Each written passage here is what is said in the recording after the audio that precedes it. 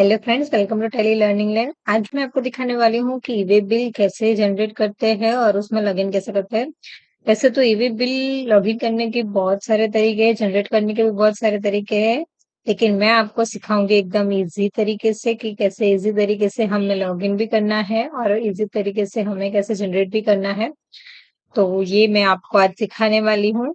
अगर कोई भी कंफ्यूजन हो तो कमेंट ज़रूर कर दीजिएगा, मैं सॉर्ट आउट कर दूँगी, मैं वीडियो बनाकर आपको डिटेल्स में वो समझा दूँगी। तो अपना वीडियो शुरू करते हैं, मैं दिखाती हूँ आपको कि हमें ई-वे बिल कैसे पहले लॉगिन करना है, ये दिखाती हूँ। तो हम पहले यहाँ से उसका पहला तरीका है गूगल क्रोम में हमें गुड्स एंड सर्विस टैक्स लिखना है।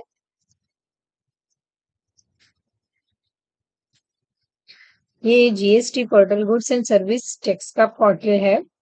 यहाँ से भी हम ओपन कर सकते हैं। देखिए यहाँ पे ऑप्शन दिया गया है सर्विस का और यहाँ ई-वे बिल सिस्टम का ऑप्शन भी है। Click here to go to e-way bill portal और यहाँ से हम ई-वे बिल सिस्टम में आ गए हैं और यहाँ से हम लॉगिन कर सकते हैं। इससे भी एक इजी तरीका है, देखिए दिखाती हूँ मैं आपको। हम डायरेक्टली यहीं से ई-वे बिल सिस्टम सिस्टम से डायरेक्ट हम कर सकते हैं। ये देखिए यहाँ से डायरेक्टली ओपन हो गया है, मतलब कि हमें गुड्स एंड सर्विस टैक्स के पोर्टल में भी जाने की जरूरत नहीं है। हम यहीं से डायरेक्टली ही ई-वे बिल सिस्टम के पोर्टल पर आ जाएंगे और फिर हमें यहाँ से लॉगिन करना है। अगर हमारा रजिस्ट्रेशन किया गया है तभी हम लॉगिन कर पाएंगे, अगर नहीं किया गया है तो हमें पहले रजिस्ट्रेशन करना होगा, फिर हमें लॉगिन करना होगा। तो मैं आपको लॉगिन करके दिखाती हूँ।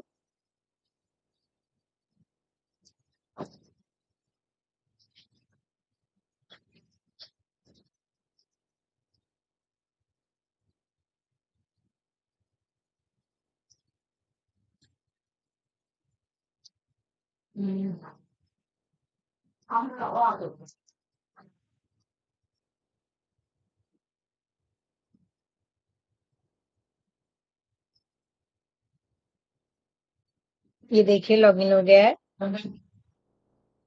ये हमारा GST e-way bill system login हो गया है। अब यहाँ से हमें पहले ई-वे बिल क्रिएट करना होगा, जनरेट करना होगा। कैसे करेंगे वो मैं दिखाती हूँ। यहाँ से पहले हमें एग्जिट करना है। ये ऑप्शन है पासवर्ड चेंज का, जो हमें अभी नहीं चेंज करना है, इसलिए हम यहाँ से एग्जिट कर देंगे और एग्जिट करेंगे। ये हमारा होम पेज है। यहाँ देखिए ऑप्शन दिया गया है ई-वे बिल का। यहाँ पे बहुत सारे ऑप्शन आपको दिख रहे हैं, generate new, generate bill, update part B, update vehicle, change, explain. लेकिन हमें भी जनरेट करना है, इसलिए हम जनरेट न्यू पे जाएंगे और यहाँ से हमें ई-वे बिल जनरेट करना है। तो सबसे पहले हमें हमारा इनवॉइस नंबर लिख देना है। मैं एग्जांपल से कोई भी इनवॉइस नंबर अभी लिख रही हूँ और हमारा जीएसटी नंबर तो रजिस्टर है इसमें, तो वो हमारा नाम एंड एड्रेस सब ऑटोमेटिक आ जाएगा। अभी हमें किससे सेल करना है उसकी डिटेल्स यहाँ पे है। तो यहाँ पे हमें डिटेल्स नहीं फिलअप करनी है, मतलब कि कंपनी का name, address, place, pin code, ये कुछ भी फिलअप करने की जरूरत नहीं है। बस हमें यहाँ पे उसका जीएसटी नंबर ही डालना है। अगर हमने जीएसटी नंबर डाल दिया तो ऑटोमेटिक उसकी सारी डिटेल्स यहाँ पर आ जाएगी। हमें इसमें कुछ भी मैन्युअली लिखने की जरूरत नहीं पड़ेगी। इससे जल्दी जल्दी सब ऑटोमेटिक आ जाएगा, तो हम जल्दी से ई-वे बिल भी जनरेट कर पाएंगे। इसलिए हमें सिर्फ यहाँ पे जीएसटी नंबर ही डालना होगा और कुछ नहीं करना है। फिर यहाँ पर प्रोडक्ट नेम लिखना है, जिस चीज का हम सेल कर रहे हैं वो प्रोडक्ट नेम और उसका description. HSN code, HSN code बहुत इंपॉर्टेंट है क्योंकि प्रोडक्ट एचएसएन कोड पर से पहचाना जाता है, इसलिए एचएसएन कोड बहुत इंपॉर्टेंट है। ये तो हमें डालना ही है और ये गलत ना हो जाए इसका भी ध्यान रखना है। क्वेश्चन कोड डालेंगे। क्वांटिटी यूनिट, यूनिट मतलब कि हमारा हमारा जो सेल हो रहा है वो कौन से यूनिट में, मतलब कि केजी के हिसाब से, लीटर के हिसाब से, वो हमें यहाँ पे लिखना होगा। और टैक्सेबल वैल्यू, सीजीएसटी, एसजीएसटी कितने परसेंटेज है, ये वो सिलेक्ट करने हैं। और अगर हमारा सेल हमारे स्टेट के अंदर ही हो रहा है तो हमें सिर्फ ये सीजीएसटी, एसजीएसटी का ही ऑप्शन शो होगा। ये आईजीएसटी का ऑप्शन हाइड हो जाएगा, मतलब हमें आईजीएसटी सिलेक्ट नहीं करने देगा। और अगर हमारा इंटर स्टेट है तो ये सीजीएसटी, एसजीएसटी का ऑप्शन हाइड हो जाएगा और सीधा हमें आईजीएसटी का रेट ही पूछेगा, तो हमें यहाँ से डायरेक्टली सिलेक्ट करना होगा। और जैसे ही हम यहाँ से रेट सिलेक्ट करेंगे तो ऑटोमेटिक ये सब काउंट हो जाएगा, सीजीएसटी अमाउंट, एसजीएसटी अमाउंट या फिर आईजीएसटी अमाउंट ऑटोमेटिक काउंट होकर सीधा यहाँ पर टोटल इनवॉइस अमाउंट पे आ जाएगा। टोटल इनवॉइस अमाउंट हमें मिल जाएगा। मतलब कि हमें ये एक बार वेरीफाई कर लेना है कि हमने कुछ गड़बड़ नहीं की है हमारे इनवॉइस में या फिर यहाँ पर भी टैक्सेबल वैल्यू लिखने में। यहाँ से हमें एक बार वेरीफाई कर लेना है और फिर यहाँ पे ट्रांसपोर्टर डिटेल्स डालने हैं हमें। तो उसके लिए भी हमें ट्रांसपोर्टर का नेम या फिर कुछ भी लिखने की जरूरत नहीं है। हमें सिर्फ यहाँ पर ट्रांसपोर्टर आईडी ही लिखेंगे। जैसे ही हम यहाँ पर ट्रांसपोर्टर आईडी लिखेंगे, ट्रांसपोर्टर का नेम ऑटोमेटिक ही यहाँ पर आ जाएगा। तो मतलब हमें मैन्युअली यहाँ पे लिखने की कोई जरूरत नहीं है, वो खुद ही आ जाएगा। और अप्रोक्सीमेट डिस्टेंस, ये भी हमें डालने की जरूरत नहीं है। मैंने आपको पहले बताया वैसे, यहाँ पे जिसको हम सेल कर रहे हैं उसका पिन कोड यहाँ पे अगर होगा तो ये किलोमीटर भी ऑटोमेटिक ही आ जाएगा। मतलब कि हम जैसे ही जीएसटी नंबर डालेंगे वैसे पिन कोड भी ऑटोमेटिक आ जाएगा और पिन कोड के साथ साथ यहाँ पे किलोमीटर भी ऑटोमेटिक ही आ जाएगा। मतलब हमें यहाँ पे मैन्युअली डालने की कोई जरूरत है ही नहीं, वो खुद ही आ जाएगा। और व्हीकल नंबर हमें सिर्फ मैन्युअली डालना है और transport document number and date डालना है। और एक मोस्ट इम्पोर्टेंट चीज है इसमें कि कुछ चीजें हैं जो हमें उसके फॉर्मेट में ही डालनी होती है, लेकिन ऐसे हमें कैसे पता चलेगा कि उसका फॉर्मेट क्या है। तो देखिए यहाँ पे दिया गया है कि क्वेश्चन मार्क दिख रहा है, ये हमें दिया गया है। तो यहाँ पे देखिए नोटिस है कि कंसाइनी जीएसटी नंबर इसमें डालना है और यूआरपी नंबर डालना है। अगर अनरजिस्टर्ड पर्सन हो तो यूआरपी नंबर डालना है।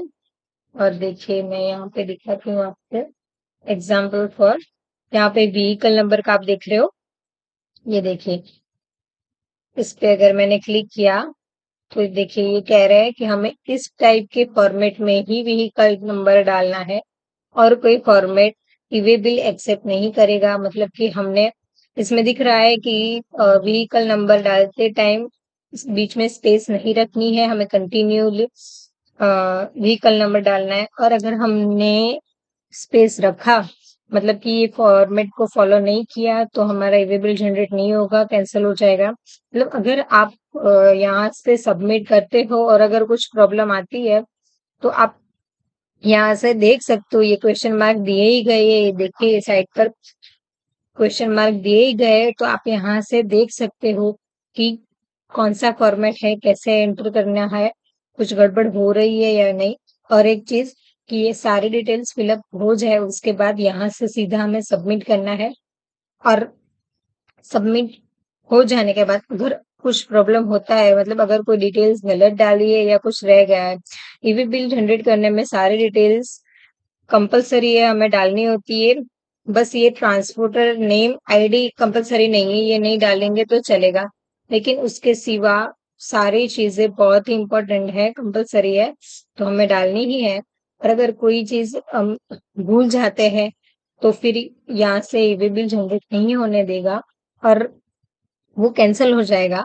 और यहाँ पे हमें जो चीज हमने छोड़ दी है वहां पे रेड बॉक्स आ जाएगा, मतलब हमें पता चल जाएगा कि ये डिटेल्स हमारी भरनी बाकी रह गई है, हमें वहां से डिटेल्स फिलअप कर देनी है और फिर सबमिट कर देना है।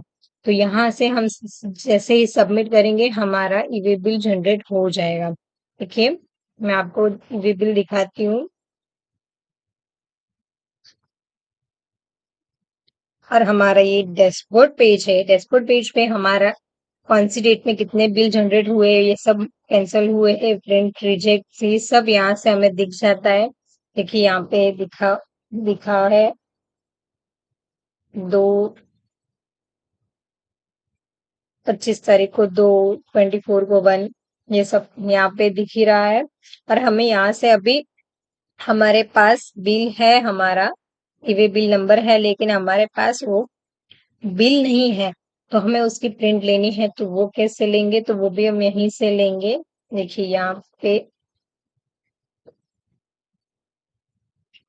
देखिए यहाँ पे प्रिंट ईवे बिल का ऑप्शन है, तो हम यहाँ से सीधा ईवे बिल प्रिंट ले सकते हैं। यहाँ से डायरेक्टली हमें ईवे बिल का नंबर डालना है, और जैसे ही गो पर क्लिक करेंगे हमारा ईवे बिल ओपन हो जाएगा, और हम डायरेक्टली यहाँ से प्रिंट कर सकेंगे।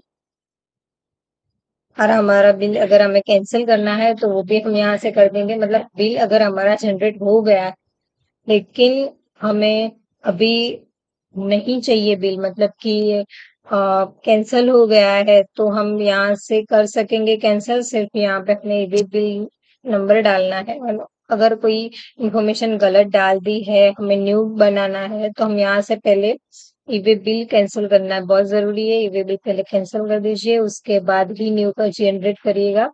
एक ही इनवॉइस नंबर के ईवे बिल जनरेट नहीं होते हैं। मतलब अगर आपने 10 नंबर का ईवे बिल बना दिया है, तो फिर 10 नंबर का ईवे बिल आप नहीं बना पाओगे।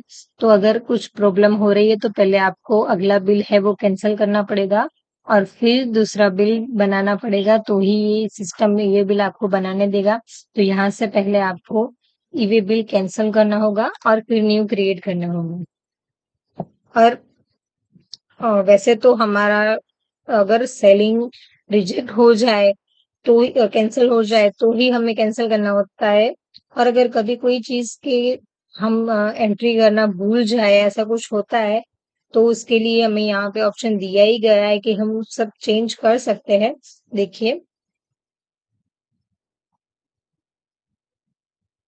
देखिए यहाँ पे दिया ही गया है अपडेट पार्ट बी। मतलब कि अगर अगर हमारा ईवी बिल जनरेट हो जाए, और हमारा यहाँ से मतलब सेलिंग हो जाए, लेकिन रास्ते में अगर कुछ प्रॉब्लम होता है, या फिर व्हीकल खराब हो जाता है, तो हमें वो ईवे बिल का व्हीकल नंबर चेंज करना पड़ेगा। मतलब कि अगर हम दूसरा व्हीकल में अपना माल डालेंगे, सेल करेंगे, तो हमें उसमें व्हीकल नंबर भी चेंज करना पड़ेगा। तो हमें उसके लिए ईवे बिल पूरा का पूरा कैंसिल करने की जरूरत नहीं है, हम उसमें ही अपडेट कर सकते हैं, न्यू व्हीकल नंबर भी अपडेट कर सकते हैं। एंड अगर कोई एड्रेस एड्रेस का भी चेंज करना हो, तो हम वो भी चेंज कर सकते हैं, हम डायरेक्टली यहीं से चेंज कर सकते हैं। उसके लिए हमें वे बिल कैंसिल करने की जरूरत नहीं है, हमें सिर्फ यहीं से अपडेट पार्ट बी में से डायरेक्टली हमारा ईवे बिल नंबर डालना है, और डायरेक्टली हम अपडेट कर सकते हैं। और एक चीज, अगर हमारे पास ईवे बिल नंबर नहीं है, तो ये देखिए यहाँ से सीधा हमें ऑप्शन दिया गया है कि हम ईवे बिल की डेट अंदर डाल दे यहाँ पे, और हमें उस डेट में बना हुआ ईवे बिल मिल जाएगा, और हम यहाँ से डायरेक्टली डायरेक्टली चेंज कर सकेंगे। ये देखिए यहाँ पे आ गया है ऑप्शन कि मैंने 25 को कौन कौन से बिल बनाए हैं। तो यहाँ पे दिख रहा है कि 2 बिल मैंने बनाया हुआ है जीएसटी नंबर के साथ, कि कौन सी कंपनी में जा रहा है। अभी हमें इसमें चेंजेस करना है, तो यहाँ से हमें बिल सिलेक्ट कर लेना होगा। और देखिए 25, मतलब कि अभी बहुत देर हो चुकी है, हमें अपडेट करने के लिए सिर्फ 24 आवर्स ही दिए जाते हैं। इसलिए अभी ये अपडेट की एक्सपायरी निकल चुकी है, इसलिए यहाँ पे नोटिस आ गए वे बिल वैलिडिटी एक्सपायर्ड। तो अभी हम इसे अपडेट नहीं कर सकते। मतलब अगर हमें अपडेट करना है, कैंसिल करना है, तो हमें 24 आवर्स के अंदर ही करना होगा। और हमारा कैंसिलेशन का जो रिक्वायरमेंट है, वो सिर्फ 24 आवर्स का नहीं है, वो किलोमीटर के हिसाब से होता है। तो वो किलोमीटर के हिसाब से होता है, अगर लॉन्ग रूटीन है, तो उसके लिए हमें ज्यादा किलोमीटर ज्यादा टाइम दिए जाएंगे। लेकिन शॉर्ट, मतलब कि 200 किलोमीटर के अंदर है, तो हमें 24 आवर्स ही दिए जाएंगे। और 200 किलोमीटर के ऊपर है, तो हमें 72 आवर्स भी मिल सकते हैं कैंसिलेशन के लिए। तो इसका ध्यान रखिए। और भी और भी एक ऑप्शन है, मैंने अपने अगले वीडियो में बताया था ईवी बिल जनरेशन के लिए कि Tally Prime is best option. वहां से हम डायरेक्टली ईवी बिल जनरेट कर सकते हैं, हमें ना तो लॉगिन करने की जरूरत है, मतलब लॉगिन तो करते हैं लेकिन ओनली वन टाइम, और वो 6 आवर्स के लिए हमें ईवी बिल जनरेट करने देगा। तो वो बेस्ट ऑप्शन है ईवी बिल के लिए। मतलब कि अगर हम बिल जनरेट करते हैं तो डायरेक्टली बिल के साथ साथ ईवी बिल भी क्रिएट हो जाता है। हमें कुछ नहीं करना, सिर्फ वहां पे किलोमीटर्स डालने हैं और दो तीन चीजें हमें बस वहीं डालनी है और डायरेक्टली वहीं से हमारा ईवे बिल जनरेट हो जाएगा।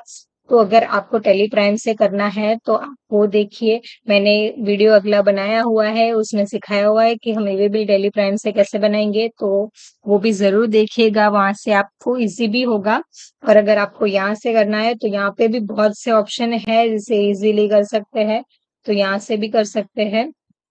तो ऐसे ही देखते रहिए, टेली लर्निंग लैन के साथ जुड़े रहिए। Thank you so much.